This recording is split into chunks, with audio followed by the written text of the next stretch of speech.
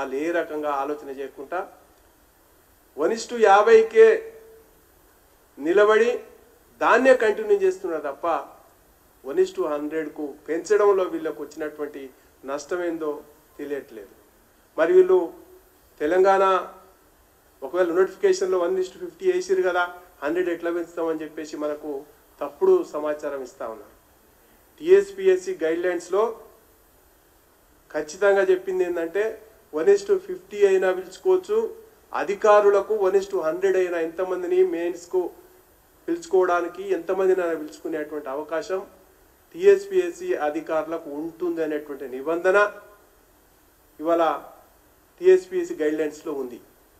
కానీ వాళ్ళు చదువుతలేరా ఏంది, యువతని ఎందుకు మోసం చేస్తున్నారని చెప్పేసి ఇవాళ భారతీయ జనతా పార్టీ ప్రశ్నిస్తూ ఉంది.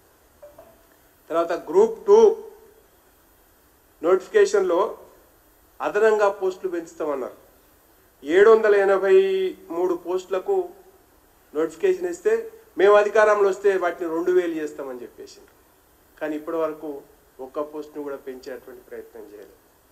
తర్వాత గ్రూప్ 3లో 1365 పోస్టులకు నోటిఫికేషన్ వేసినారు, వాటిని 3000కు పెంచుతామన్నారు, కానీ ఇప్పటి వరకు ఒక్క పోస్టును కూడా పెంచేటువంటి ప్రయత్నం చేయలేదు. తర్వాత ఇంకా దారుణం ఏమంటే మెగా డిఎస్సి వేస్తామన్నారు.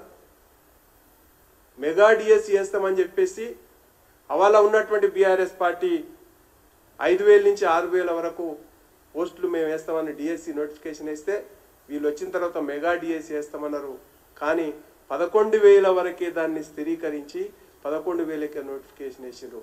మిగతా 25,000 ఖాళీ ఉన్నాయి, వాటిని ఎందుకు ఫిలప్ చేస్తలేరని చెప్పేసి ఈ సందర్భంగా మేము ప్రశ్నిస్తా ఉన్నాం. తర్వాత మహిళా అభ్యర్థులకు 33% రిజర్వేషన్స్ ఇస్తామన్నారు ప్రతి ఉద్యోగంలో, ప్రతి నోటిఫికేషన్లో, కానీ దేంట్లో కూడా దాన్ని పాటించేటువంటి పరిస్థితి ఇవాళ కనబడతలేదు. ఈ రకంగా మనకు నిరుద్యోగులందరినీ నట్టేట ముంచినటువంటి ప్రభుత్వం 7 నెలలుగా వస్తున్న ప్రభుత్వం ఏర్పడి 100 రోజులు పోయినవి, 7 నెలలు ఇవాళ అంటే సుమారుగా 100కు డబుల్ అయిపోయి అవి కూడా మారిపోయేటువంటి పరిస్థితి ఇవాళ కనపడతా ఉంది. కానీ నిరుద్యోగుల పైన ముసలి కన్నీరు గారుస్తున్నటువంటి ప్రభుత్వం ఏదైనా ఉందంటే అది రేవంత్ రెడ్డి ప్రభుత్వం. తర్వాత చాలా విషయాలు మనకు ఈ గవర్నమెంట్ వచ్చిన తర్వాత ఏ ఒక్క నోటిఫికేషన్ కూడా కొత్తది వేయలే. గత ప్రభుత్వం వేసినటువంటి నోటిఫికేషన్లనే వాటినే ఏం చేయాలా అని చెప్పేసి వాటినే సరి చేసుకుంటూ వేసే ప్రయత్నం చేస్తుంది తప్ప ఇప్పటి వరకు కొత్త నోటిఫికేషన్ వేసేటువంటి పరిస్థితి కూడా మనకు కనబడతలేదు. తర్వాత ఉద్యోగాలకు సంబంధించినటువంటి ప్రకటనలు ఉన్న దాంట్లో కూడా నిరుద్యోగులు చదువుకోవడానికి అవకాశం లేకుండా వెంటనే పరీక్షలు నిర్వహించాలి, 1 వారం వ్యవధిలోనే అన్ని పరీక్షలు నిర్వహించాలని చెప్పేసి ఇవాళ నిరుద్యోగులను మళ్ళొకసారి నట్టేట ముంచేటువంటి ప్రయత్నం చేస్తూ ఉంది.